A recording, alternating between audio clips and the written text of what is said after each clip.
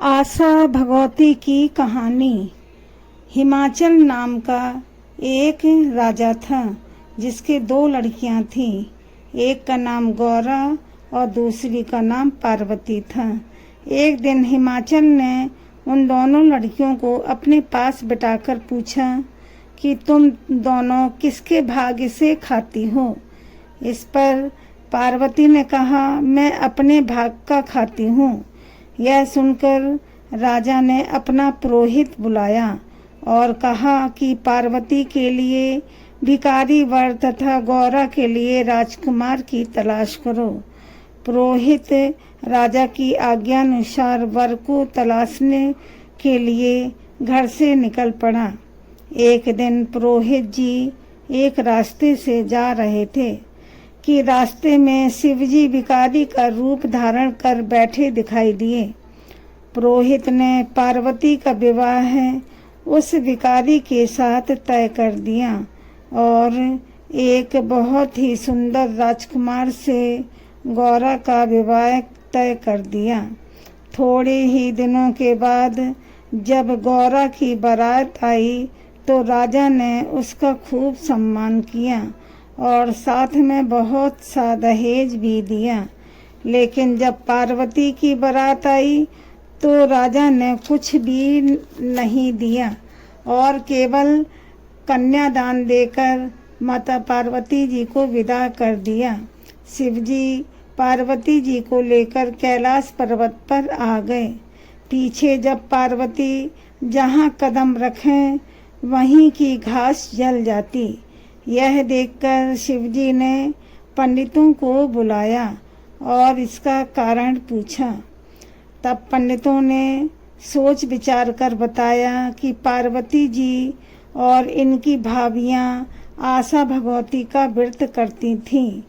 इनकी भाभियों ने अपने अपने पीहर माँ के घर जाकर उजमन व्रत किया, किंतु पार्वती ने उजमन व्रत नहीं किया। यदि पार्वती जी भी अपनी माँ के घर जाकर व्रत और उजमन करे तो सब दूर दोष हो जाएगा। इस प्रकार पंडितों के बताने पर शिवजी और पार्वती जी ने खूब कपड़े पहने और गहने पहनकर पार्वती जी के पीहर चलने को तैयार हुए। कुछ दूर जाने पर इन्होंने देखा एक रानी के बच्चा होने वाला है। वह बहुत कष्ट में पड़ी है। यह देखकर पार्वती जी शिवजी से बोली, हे नाथ, बच्चा होने में बहुत कष्ट होता है, अतः आप मेरी कोख बंद कर दो। शिवजी ने कहा, तुम कोख मत बंद करवाओ, अन्यथा पीछे पछताओगी। फिर कुछ आगे चले तो देखा कि एक घोड़ी के बच्चा हो रहा है, उसे भी बहुत कष्ट है। यह देखकर पार्वती जी ने शिवजी से हट किया कि मेरी कोख बंद कर दो, तभी आगे चलूंगी, बच्चा होने में कष्ट होता है। शिवजी ने पार्वती जी को बहुत समझाया कि कोख बंद कर देने के बाद तुम्हें बहुत पछतावा होगा, परंतु पार्वती जी न मानी। अंत में निराश होकर शिवजी ने पार्वती जी की कोख बंद कर दी। तब वे दोनों सज धज कर आगे चल दे और उधर गौरा ससुराल में बहुत दुखी थी। इधर जब पार्वती जी शिवजी के साथ अपने पीहर पहुंची तो उनके माता पिता उन्हें एकाएक ना पहचान सके। जब पार्वती जी ने अपना नाम बताया तब राजा रानी बहुत खुश हुए। राजा को अपनी कही हुई पुरानी बात याद आ गई। उन्होंने पार्वती जी से पुनः पूछा कि तुम किसके भाग्य का खाती हो। पार्वती जी ने तुरंत उत्तर दिया, मैं अपने भाग्य का खाती हूँ। ऐसा कहकर पार्वती जी की भाभियों के पास चली गईं। वहाँ जाकर देखती हैं कि वे आशा भगवती का व्रत और उजमन कर रही हैं। यह देखकर पार्वती जी ने भाभियों से कहा कि मेरे उजमन की कोई तैयारी नहीं है, वरना मैं भी व्रत और उजमन करती। तब भाभियों ने कहा, हे पार्वती, तुम्हारी क्या कमी है? तुम्हारे केवल कहने की देर है, शिव जी स्वयं ही सब तैयारी कर देंगे। पार्वती जी ने शिव जी से कहलवाया कि मुझे व्रत और उजमन करना है। तब शिव जी ने पार्वती जी के पास एक मुंदड़ी भेज दी और कहलवा दिया कि इससे जो मांगोगे वही मिल जाएगा। पार्वती जी ने उस मुंदड़ी से उजमन के सभी सामान मांगे। मुंदड़ी ने तुरंत सभी सामान 9 सुहाग की पिटारी सहित ला दिया।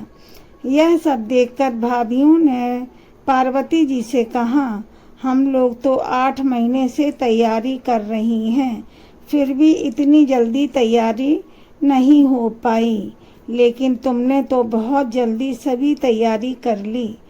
फिर सबने धूमधाम से उजमन और व्रत किया। इसके बाद राजा ने शिवजी को भोजन करने के लिए बुलाया और उन्हें खूब मिठाई और सुंदर सुंदर भोजन कराए। यह देखकर सब स्त्री पुरुष कहने लगे कि पार्वती को भिखारी के लिए दे दिया, किंतु वह तो अपने ही भाग्य से राज्य कर रही है। जब शिवजी ने भोजन करना शुरू किया तो उन्होंने इतना खाया कि पूरी रसोई में सिर्फ पतली सब्जी छोड़कर कुछ भी ना बचा। पीछे पार्वती वही सब्जी खाकर और पानी पीकर शिव जी के साथ घर के लिए चल दी। रास्ते में धूप के कारण वे दोनों एक पेड़ के नीचे बैठ गए। तब शिव जी ने पार्वती जी से हंसकर पूछा कि तुम क्या खाकर आई हो? पार्वती जी बोली, जो आपने खाया वही मैंने भी खाया। शिव जी यह बात जानते ही थे कि पार्वती जी ने केवल सब्जी खाई है। इस पर शिव जी को हंसी आ गई और बोले कि तुम तो सिर्फ सब्जी खाकर और पानी पीकर आई हो। इस पर पार्वती जी बोली, महाराज आपने सब बात खोल दी, अब आगे कोई बात मत खोलना। मैंने हमेशा ससुराल की इज्जत पीहर में रखी है और पीहर की इज्जत ससुराल में रखी है। थोड़ी ही देर बाद उठकर जब आगे चले तो सूखी घास पर पार्वती जी के पैर पड़ते ही वह हरी हो गई। जब और आगे बढ़े तो देखा कि एक घोड़ी के पास उसका बच्चा खेल रहा है। यह देखकर पार्वती जी बोली, महाराज मेरी भी कोख खोल दो। तब शिवजी ने कहा, मैंने तो पहले ही बहुत मना किया था कि कोख बंद मत कराओ, अब कैसे खोलें। जब ये दोनों और आगे बढ़े तो देखा कि रानी यमुना पूजन के लिए जा रही है। यह देखकर पार्वती जी ने पूछा, महाराज यह कौन है? शिवजी ने कहा, यह वह रानी है जो कष्ट में पड़ी थी, इसके लड़का हुआ है। तब तो पार्वती जी शिवजी से हट पकड़ गई कि मेरी भी कोख खोलो। पार्वती जी की हट देखकर शिवजी ने मैल से गणेश जी को बनाया। सब नेग चार करके पार्वती जी से यमुना पूजन कराया। तत्पश्चात पार्वती जी बोली, मैं तो सुहाग बांटूंगी। यह बात सब जगह फैल गई कि पार्वती जी सुहाग बांटेंगी, जिसको लेना हो ले जावे।